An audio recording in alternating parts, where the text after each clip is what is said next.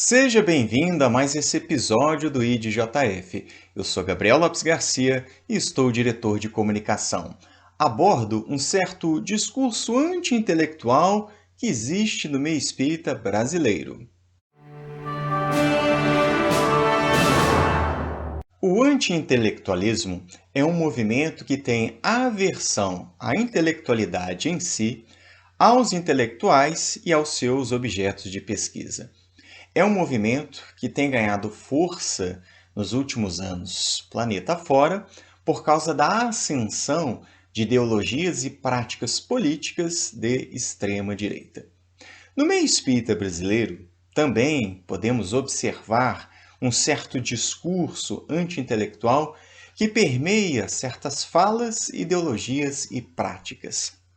Eu mesmo já escutei mais de uma vez, em grupo de estudo, em ambiente de palestras de exposição de temas doutrinários, as pessoas comentarem que era preciso ter menos estudo e mais ação no centro espírita. E é interessante observar esse tipo de discurso porque a pessoa, dentro de um grupo de estudo, emite um argumento dizendo que é preciso estudar menos e tem dificuldade de perceber a falha lógica do encadeamento do seu raciocínio. Muitos companheiros vão alegar, dentro do meio espírita brasileiro, de que as iniciativas de caráter cultural estimulam apenas a vaidade das criaturas, o que seria uma afronta aos valores defendidos, pregados pelo Evangelho. Por isso, então, nós devíamos mais praticar do que estudar. Outro erro que nós percebemos nessa argumentação é acreditar que existe uma separação rígida entre estudo e prática. É um entendimento superficial a respeito de como nós construímos o conhecimento e de como o aplicamos nas nossas próprias experiências.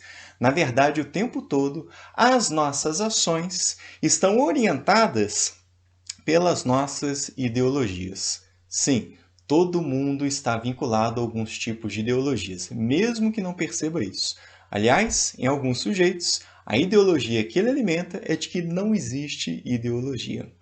Passado isso, a gente observa que o próprio Kardec, quando lida com a mediunidade em O Livro dos Médiuns, traz como orientação primeira de que os indivíduos não se lancem diretamente aos fenômenos, mas de que é preciso que o indivíduo estude primeiro a parte teórica da mediunidade, para que ele não entre como um tolo, um vendido que pode ser enganado, ou que pode ficar muito assustado, ou ser presa de fascinação e de outras enganações, porque não tem um conhecimento mínimo a respeito da mediunidade.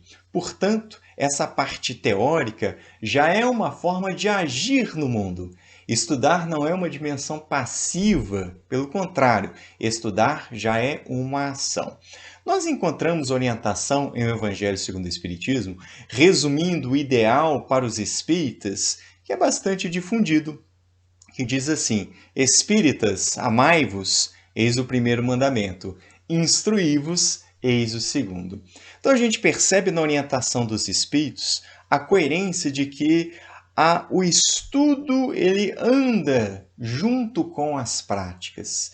É impossível de que o indivíduo pratique o bem, de que o indivíduo desenvolva suas virtudes, sem formar um entendimento mínimo a respeito do que seja o bem, diferente do que é o mal, sem que ele entenda minimamente o que é virtude, por que desenvolvê-la, como desenvolvê-la. E é somente no estudo que nós avançamos. É natural que a gente tenha receios de que os indivíduos se permitam cair numa postura de orgulho, de arrogância por causa dos saberes, ou pretensamente dos saberes que eles possuem. Mas isso jamais deve ser um impeditivo para que a gente produza o conhecimento. Não faz sentido adotar como postura que a gente evite o conhecimento, porque o indivíduo pode ficar arrogante se ele conhecer demais.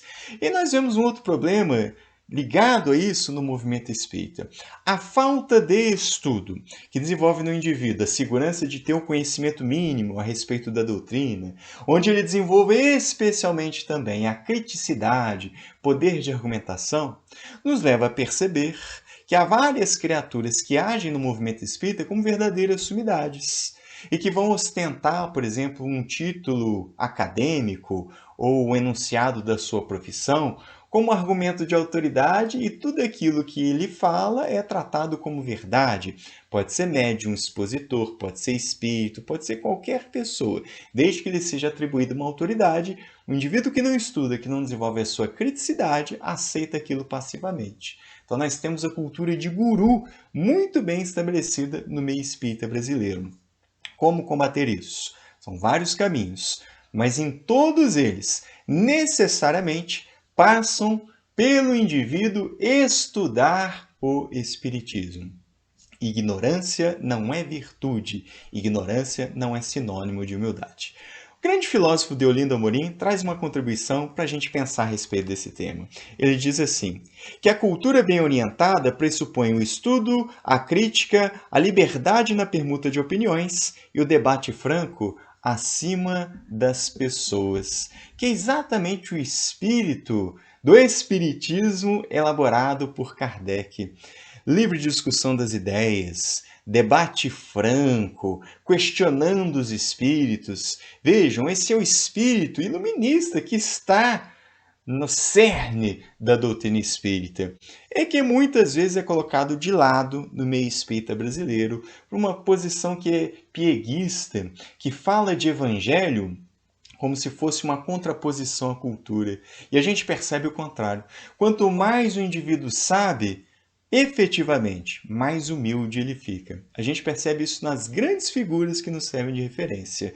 E eu vou dar apenas aqui o exemplo de Sócrates, que tem uma síntese atribuída a ele dizendo que só sei que nada sei. Ele era considerado o homem mais sábio da sua época.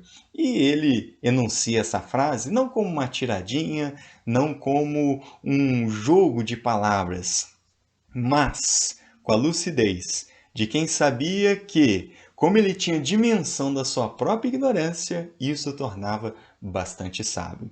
Portanto, a doutrina espírita valoriza a racionalidade, a lógica, o raciocínio, o estudo, o conhecimento como ferramentas de crescimento espiritual.